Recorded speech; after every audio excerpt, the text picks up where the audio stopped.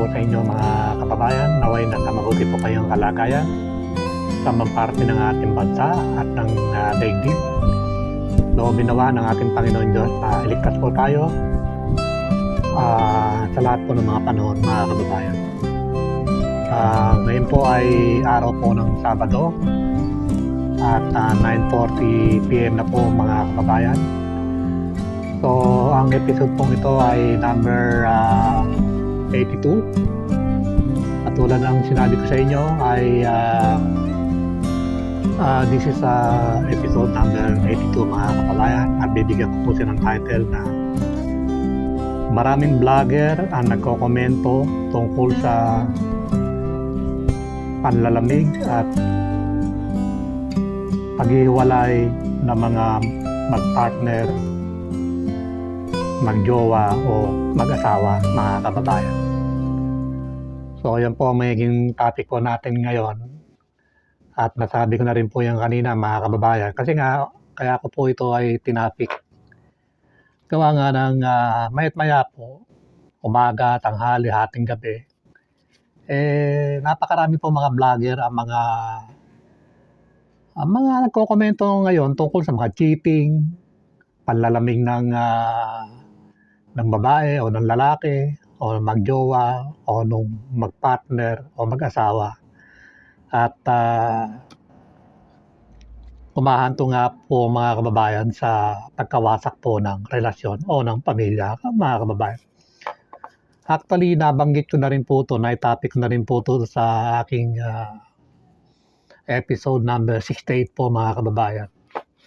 So doon po, kumpleto rin po yun. Mga dahilan po ng bakit naghihiwalay po ang mga magpartner, magjowa o mga mag-asawa. Kaya nga po natutuwa nga lang ako. Ito mga nakakarang araw, halos mayat-maya, kada palit mo ng mga scroll, napakaraming mga vlogger, mga nagko-komento tungkol po doon sa yung mga bakit nanlalamig yung babae o yung lalaki, yung jowa o yung mag-asawa. At mga palatandaan daw na si babae ay parang papaltang ka na o meron na. At ang mga palatandaan na ang babae ay nagduloko na, kesyo mainit daw ang ulo, pala gumagawa ng mga usap-usap nang wala sa dahilan, may kagagalit ng mag-asawa, boyfriend. At maraming dahilan, nagpapasexy, nagpapaganda. So ang ibig sabihin, mga sign yun na si babae ay medyo may nagugustuhan na at malapit ng palitan o maghiwalay magpartner mga kababayan. So yan po ang mga karamihan mga na-encounter ko hanggang ngayon. Marami po silang mga vlogger. Isa naman talaga ang kanilang mga sinasabi. Siyempre yung mga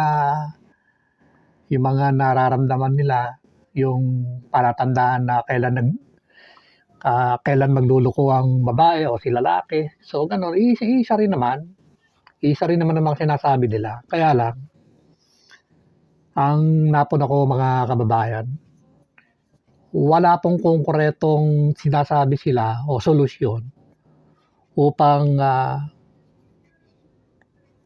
paano wawakasan po itong yung cheating na sinasabi mga kababayan, na mas masakit yun sa lalaki o kaya sa babae hanggang sa humanto na po yan sa paghihiwalay.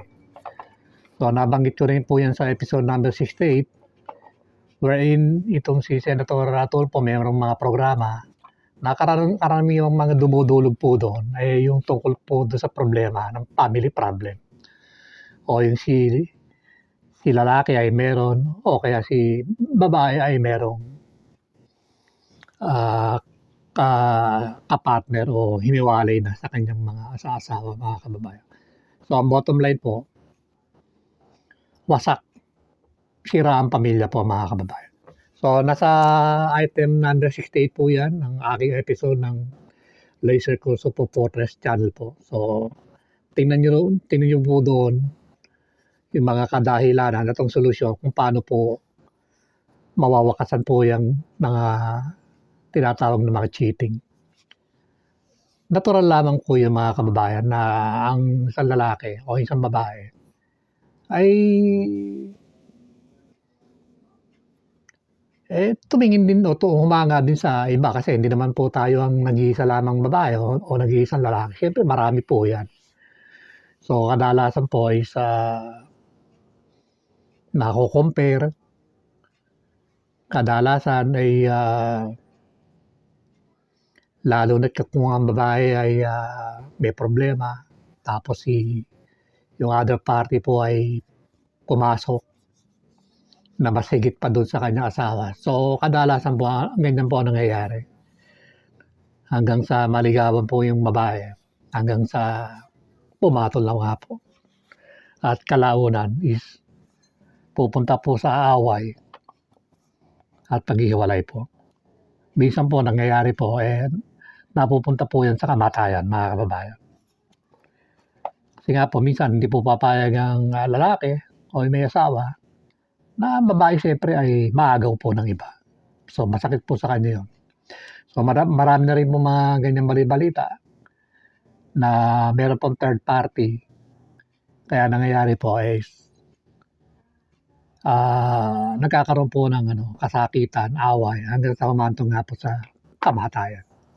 So ganyan po ang mangyayari talaga dito po sa present system po natin. Kasi ang present system po natin na mga batas po ay pawang nangungusap lamang.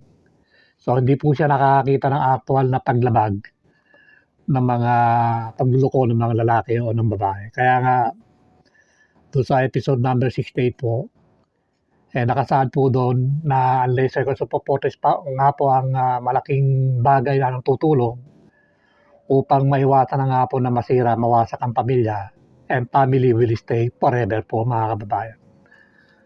So wala po tayong magagawa sa ngayon. So sabi ng mga vlogger, pinapayuhan na lamang yung mga lalaki o mga kababayan na huwag magpadala sa mga ganong bagay o matukso. Pero hindi po maiiwasan, mga kababayan, kasi hindi naman tayo nag-iisa lang nabubuhay sa mundo. Marami pong lalaki, marami pong babae, mga kababayan. So bottom line, so napapatingin talaga ang babae sa mga lalaki. Ganun din po ang lalaki, napapatingin din po sa mga babae. Kaya nangyari, kapag nagkaroon po ng napupunta po yan sa magpapakilala muna, social media, sa Facebook. Tapos magkakaroon ng magiging magkaibigan na sila, palitan na po ng mga mensahe hanggang sa magkakilala ng both party, hanggang sa makikita na po sila, hanggang sa later on magiging magkasintahan at later ay nauwi nga po dun sa mga yung ang hindi iniwasan na nagkakaroon po ng sex intercourse o relationship. Kaya ang mangyayari po dyan is away, mag-asawa, magjowa o magpartner. Kaya hiwalayan po ang mangyayari po dyan, mga kababayan. Kaya the best pa rin po talaga na is in the future ma-implement po ang laser curse po Fortress. Gawa nga po ang laser curse po Fortress is hindi na po pwede yung magluloko pa ang babae o lalaki. Kasi nga po, everything is documented in real time po sa buong population at landmass ng bansa. So meron po nakakakita kung kayo po ay gagawa po ng hindi maganda, mga kababayan. At yun po ay dokumentado, mare-record, makikita po ng gobyerno yun. At makikita po ng inyong mga partner na kayo po ay nagluloko. So bottom line po, kung ganyan po magiging sistema natin, hindi na po gagawa po ng si Mr. o si Mrs. ay magloko pa, mga kababayan. Kasi nga alam niya naman na sa sistemang bago ay makikita at makikita, mare-record. Siyempre hindi niyo na gagawin po 'yun. 'Yun po ang kalalabasan. Kaya relationship and family will stay forever po, mga kababayan. So, kaya nga po tayo ay nagsusumikap na kumandidato, 2 senatorial, hindi po tayo pinalad, presidential, hindi pa tayo pinalad.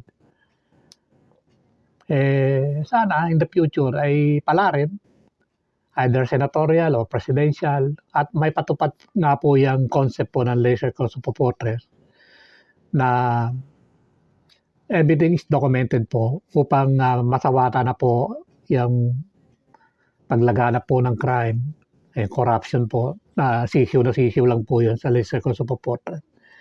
Kaya mangyari po niya in the future kapag tayo po ay nasa Laser Kosovo Fortress system na po, is magkakaroon po ang bansa ng long-lasting peace, prosperity, and security, maraming trabaho, ang pamilya will stay forever. So magkakaroon po ng maraming trabaho ang mga tao, dadagsa po ang ating mga investment. So uunlad po ang bansa, mga kababayan. Tayo po ay pataas at hindi po pabaksak, mga kababayan. So habang wala pa po yan, ganyan po talaga mangyayari.